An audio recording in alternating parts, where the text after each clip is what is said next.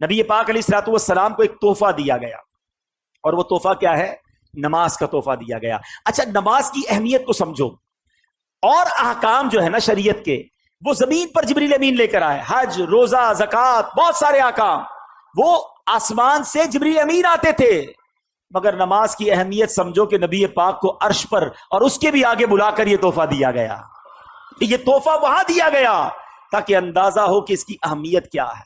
مگر جب میرے آقا واپس آ رہے ہیں تو حضرت موسیٰ علیہ الصلوۃ والسلام سے ملاقات ہوگی کہ اے محمد صلی اللہ علیہ وسلم، رب کی بارگاہ سے کیا لائے ہو؟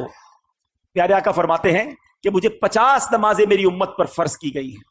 حضرت موسیٰ کہتے ہیں اے محمد واپس جائیے، کم کروا کر لائیے، میں نے بنی اسرائیل میری قوم کو دیکھ لیا ہے، یہ 50 نہیں پڑھ سکیں گے۔ نبی پاک پھر جاتے ہیں، واپس آتے ہیں، 45 ہو جاتی ہیں۔ بتائیے 45 ہو گئی؟ کہا نہیں اور جائیے، یہ زیادہ ہے، کم کروائیے۔ پھر جاتے ہیں، 40 ہو جاتی ہیں، پھر جاتے ہیں 35 30، آپ عرض کرتے رہے، پیارے آقا جاتے رہے۔ یہ تھوڑا سا رک جاتا ہوں، ایک اور بات اس میں سیکھنے والی ہے کہ نبی پاک کی رسائی کیسی تھی، جب چاہتے چلے جاتے تھے۔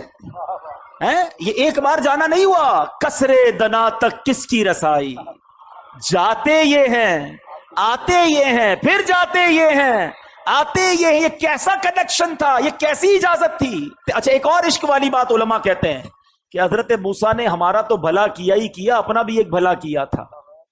کوہ طور پر دیکھنا چاہتے تھے نا، نہیں دیکھ پائے نا۔ آج بھی کچھ عشاق پتہ ہے جو مدینے سے آتا ہے نا، اس کی آنکھوں کا دیدار کرتے ہیں کہ ہم نے مدینہ نہیں دیکھا، ان آنکھوں نے مدینہ دیکھا، ان آنکھوں کو چوم لوں۔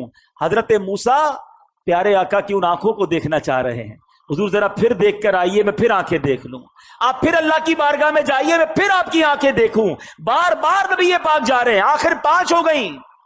حضرت موسیٰ نے تو وہاں بھی کہا تھا حضور اس کو بھی کم کروا کے لائیے۔ نبی پاک فرماتے ہیں مجھے حیا آتی ہے اللہ کی بارگاہ سے۔ مگر وہاں سے ارشاد کیا ہوا؟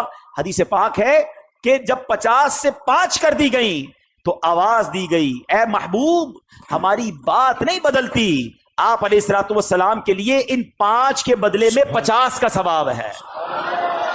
اے مسلمانوں، یہ تحفہ معراج کی رات ملا۔ ایک اور عقیدے کی بات، عشق کی بات ہے۔ لوگ کہتے ہیں دنیا سے پردہ فرمانے کے بعد کوئی مدد نہیں کر سکتا، نمازیں وہ 5 پڑھتے ہیں۔ ہاں بھائی، 50 نہیں پڑھتے۔ یہ مدد کس نے کی تھی؟ یہ مشورہ کس نے دیا تھا؟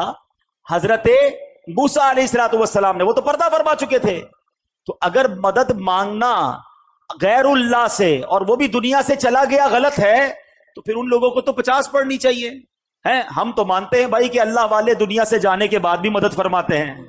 تو اب یہ سمجھنے والی بات ہے کہ یہ احادیث میں ہے، اللہ کے حبیب فرما رہے ہیں کہ مجھے حضرت موسیٰ نے کہا کہ جائیے واپس عرض کیجئے۔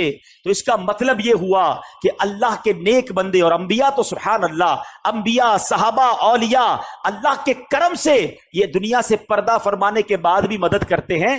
یہ یقیناً ہمارا عقیدہ ہے کہ جتنے یہ جو بزرگان دین ہیں، یہ مرنے کے بعد جو بھی ہیلپ کرتے ہیں یہ اللہ کی عطا سے کرتے ہیں۔ یہ ہمیشہ یاد رکھیے، بِإِذْنِ اللہ، اللہ انہیں یہ پاور دیتا ہے اور وہ رب کی عطا سے کسی کی مدد کرتے ہیں۔ ہر نبی، ہر ولی، ہر صحابی وہ محتاج ہے رب کا، رب کسی کا محتاج نہیں ہے۔ تو اگر یہ عقیدہ ہے تو اس میں کوئی پرابلم نہیں ہے اور اس میں کنفیوز ہونے کی بھی ضرورت نہیں ہے۔